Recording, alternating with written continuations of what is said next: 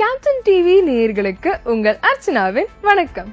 உங்க எல்லாரையுமே சினிமாஸ்கோப் நிகழ்ச்சி மூலமா சந்திக்கிறதுல எனக்கு ரொம்பவே சந்தோஷங்க. தமிழ் சினிமாவின் கனவு தொழிற்சாலையான கோடம்பாக்கத்துல நடக்கிற படப்பிடிப்பு, பிரஸ் மீட், இசை வெளியீட்டு விழா, நடிகர்கள் நடிகைகள் பத்தின பல சுவாரஸ்யமான தகவல்களை உங்களுக்கு சுட சுட படம் பிடித்து காட்டுவதுதான் இந்த நிகழ்ச்சி சினிமாஸ்கோப். இது கோலிவுடில் ஒரு ஜாலி ட்ரிப்.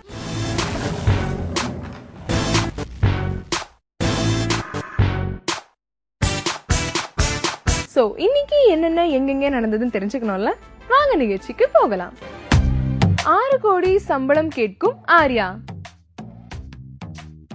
வேட்டை படத்துக்கு அப்புறமா ஆர்யாவோட இமேஜ் எங்கேயோ போயிடுச்சுன்னு சொல்லணும். இப்ப ஆர்யா என்ன பண்ணிட்டு இருக்காருன்னு பாத்தீங்கன்னா, செல்வராகவனோட 2ஆம் உலகம் படத்துல நடிச்சிட்டு இருக்காரு. பை திஸ் சைட் அவருக்கு ஒரு ரீமேக் பிலிம் புக் ஆயிருக்கு. அது என்னன்னு பாத்தீங்கன்னா, ஹிந்தியில டெல்லி பெல்லிங்கிற பிலிம் வெளியே வந்து சக்கப்போடு போட்டுச்சு. இததான் இப்ப தமிழ்ல ரீமேக் பண்றாங்க. யூடிவி காரங்க தான் இதை பண்றாங்க. இவங்க தான் ஆர்யாவை ஹீரோவா புக் பண்ணிருக்காங்க. கூட சேர்த்து சந்தானமும் இது ஒரு காமெடி ஸ்டோரிங்கிறதுனால அப்படியே புக் பண்ணிட்டாங்க. சம்பளத்தை பத்தி இப்பதாங்க பேசியிருக்காங்க. ஆர்யா கேட்ட சம்பளத்தை பார்த்து அவங்க ரொம்பவே ஷாக் ஆயிட்டாங்க.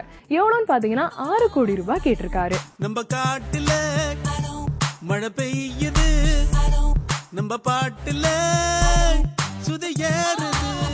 ஆனா ஆர்யா கிட்ட இத பத்தி கேட்டப்போ அவர் என்ன சொல்லியிருக்காருன்னா, ஆக்சுவலி ஸ்கிரிப்ட் ரெடி ஆனதுக்கு அப்புறம் தான் இதை பத்தி எல்லாம் பேசணும் அப்படின்னு சொல்லி சமாளிச்சு எஸ்கேப் ஆயிட்டாரு. காற்றுள்ள போதே தூற்றிக்கொள்னு சொல்லுவாங்க. அது ஆர்யா விஷயத்துல கரெக்டா தாங்க இருக்கு. விளையாடு விளையாடு விடிய விடிய விளையாடு, கொண்டாடு கொண்டாடு குதிச்சு குதிச்சு கொண்டாடு. மரியா சிங்கம் 2 நரம்புக்குள்ளே நட்பு உண்டு, சேர்ந்ததடா கர்வம் கொண்டு தெரிக்குது பார் நெருப்பு துண்டு. ஹன்சிகாவால் உதயநிதி வீட்டில் பிரச்சனை. உதயநிதி ஸ்டாலினும் ஹன்சிகாவும் இணைந்து நடித்து கூடிய சீக்கிரமே வெளியாக இருக்கிற படம் தாங்க ஒரு கல் ஒரு கண்ணாடி. இப்போ கோலியோட ஹாட் டாக் என்ன அப்படின்னு பார்த்தோம்னா, இவங்க 2 பேரும் படத்துல மட்டும் இல்லாம உண்மையாவே நெருக்கமா இருக்காங்க அப்படிங்கிறது தான். ஆக்சுவலி இப்போ ஒரு பிரஸ் மீட் நடந்திருக்கு. மீட்டுக்கு வந்தவங்க உதயநிதி கிட்ட என்ன கேள்வி கேட்டிருக்காங்கன்னு பாத்தீங்கன்னா, உங்களுக்கும் ஹன்சிகாவுக்கும் ஏதாவது நெருக்கமான காட்சிகள் இந்த படத்துல இருக்கான்னு கேட்டதுக்கு அவர் இல்ல அப்படின்னு சொல்லிட்டு போயிட்டாரு. ஆனா இதே பிரஸ் மீட்ல அவங்களோட டைரக்டரும் ப்ரொடியூசரும் என்ன சொல்லியிருக்காங்கன்னு பாத்தீங்கன்னா, இந்த படத்துல முத்த காட்சிகள் மட்டும்தான் இல்ல, அதை தவிர இவங்க 2 பேருக்கும் நெருக்கமான காட்சிகள் நிறையவே இருக்குன்னு சொல்லிட்டாங்க.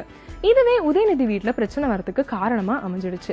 இதனால அவருக்கும் அவங்க ஒய்ஃப்க்கும் வேற குட்டி மோதல் ஊடல் அப்படி இப்படின்னு போறதா சொல்றாங்க. நெருப்பு இல்லாம புகையாது, புகை இல்லாம எரியாது. சினிமாவில இதெல்லாம் சகஜம் தாங்க, எதுக்கு பெருசுபடுத்தணும்? தனுஷின் 3 படம் ஆந்திராவில் ஒரு ஏரியாவுக்கு மட்டும் 3 கோடிக்கு விற்பனை. ஐஸ்வர்யா தனுஷ் இயக்கத்துல நம்ம தனுஷ் நடிச்சு வெளியாக போற படம் தாங்க 3.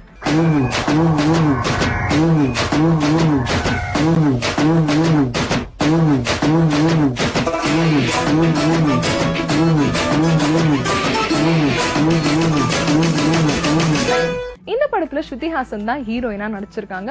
அனிருத் தான் மியூசிக் போட்டிருக்காரு. இந்த படம் வர 30ஆம் தேதி இந்த மாசம் ரிலீஸ் ஆக போகுது.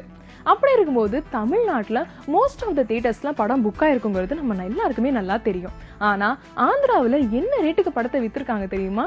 ஒரு ஏரியாவுக்கு 3 கோடி ரூபாங்கிற விதத்துல 3 படத்தை வித்திருக்காங்க. டோட்டலா கால்குலேட் பண்ணி பார்த்தா 10 கோடி மேல போகும் போல இருக்கு கால்குலேஷன். தனுஷோட படம் ஆந்திராவில ஃபர்ஸ்ட் டைம் இந்த ரேட்டுக்கு விற்கப்பட்டிருக்கு. தனுஷுக்கு இதுக்கு பெரிய புகழ தாங்க வாங்கி கொடுத்திருக்கு. ஜஸ்ட் கொலவெறி பாடலால தாங்க இந்த படம் இந்த அளவுக்கு எக்ஸ்பெக்டேஷன்ஸை ஏற்படுத்தி இருக்கு. அப்படிதான் நம்ம சொல்லி ஆகணும். ஆனா இதுக்கு முன்னாடி நம்ம சூப்பர் ஸ்டார் ரஜினிகாந்த் நடித்து வெளியாகிய எந்திரன் படம் தான் இந்த அளவுக்கு மக்களிடையே எதிர்பார்ப்பை ஏற்படுத்துச்சு. அதுக்கப்புறமா 3 படம் தாங்க ரொம்பவே எக்ஸ்பெக்டேஷன்ஸ் அதிகமாக்கி விட்டுருக்கு. எந்த அளவுக்கு சாட்டிஸ்ஃபை பண்ணதுங்கிறத பொறுத்திருந்து பார்க்கலாம். ஸ்வேதா மேனனுக்கு சிறந்த வில்லி விருது. ஸ்நேகிதியே, சாது மிரண்டா, நான் அவன் இல்லை பார்ட் 2 போன்ற படங்களோட ஹீரோயின் தாங்க ஸ்வேதா மேனன் அவர்கள். அவங்க தெலுங்குல ராஜண்ணா அப்படிங்கிற ஒரு பிலிம்ல வில்லி கேரக்டர் ஏற்று நடிச்சிருந்தாங்க. நாகார்ஜுனா, ஸ்னேகாலாம் கூட இந்த படத்துல நடிச்சிருந்தாங்க. இது ஒரு ஹிஸ்டாரிக்கல் மூவி. தெலுங்குல இந்த பிலிம் பயங்கர ஹிட்டுங்க, சூப்பரா ஓடிச்சு. இந்த படத்தோட வெற்றிக்கு ஸ்வேதா மேனனோட வில்லித்தனமும் காரணம்னு படம் வந்தப்பவே ரொம்ப பெரிய அளவுல பேசப்பட்டுச்சு. இதை நிரூபிக்கும் வகையில் தெலுங்கு திரையுலகினர் ஸ்வேதா மேனனோட வில்லித்தனத்தை பாராட்டி சிறந்த வில்லிக்கான விருதை இப்போ வழங்கி இருக்காங்க. பொதுவா நம்மளுக்கு வில்லினா ஞாபகம் வருது நம்ம படையப்பா நீலாம்பரி தாங்க. அந்த இடத்த ரொம்பவே அழகா தக்க வச்சுட்டாங்கன்னா நம்ம சொல்லியே ஆகணும்.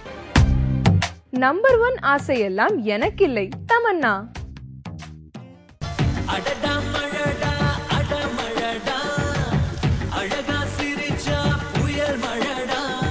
வேங்கை படத்துக்கு அப்புறமா தமன்னாக்கு தமிழ்ல அவ்வளவா வாய்ப்புகள் இல்லாததுனால தெலுங்குக்கு அப்படியே ஷிஃப்ட் ஆயிட்டாங்க.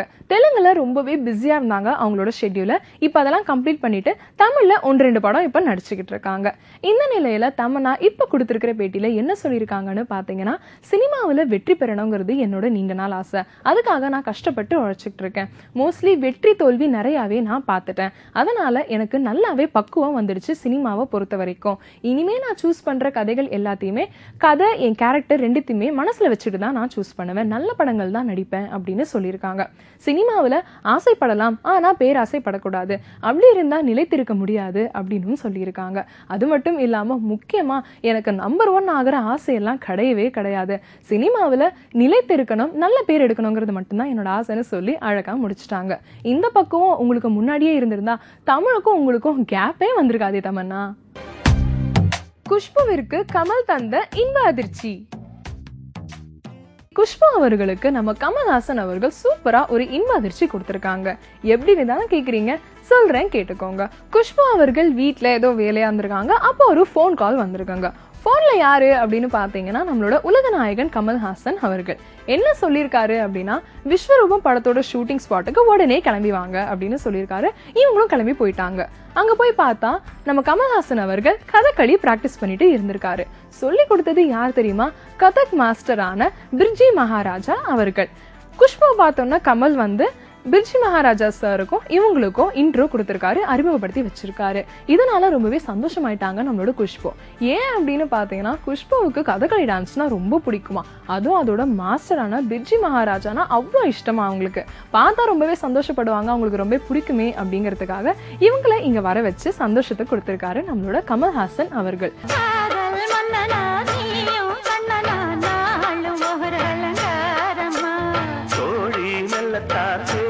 சொல்லத்தான் தோன்றினேன் அவதாரமா. கல்யாணம் முடிக்காது, நம்ம கச்சேரி தொடங்காது. கல்லாலே அணை போட்டு இந்த காவேரி அடங்காது. குஷ்பு என்னைக்கோ எனக்கு பிடிக்கும் அப்படின்னு சொன்னதை அவர் இன்னி வரைக்கும் ஞாபகம் வச்சிருக்க, அதை செயல்முறைப்படுத்தி காட்டியிருக்காருன்னா உண்மையாவே இவர் தாங்க சகலகலா வல்லவன். அடுத்த செய்தி என்னன்னு தெரியணும்ல, அதுக்கு முன்னாடி ஒரு ஷார்ட் கமர்ஷியல் பிரேக்.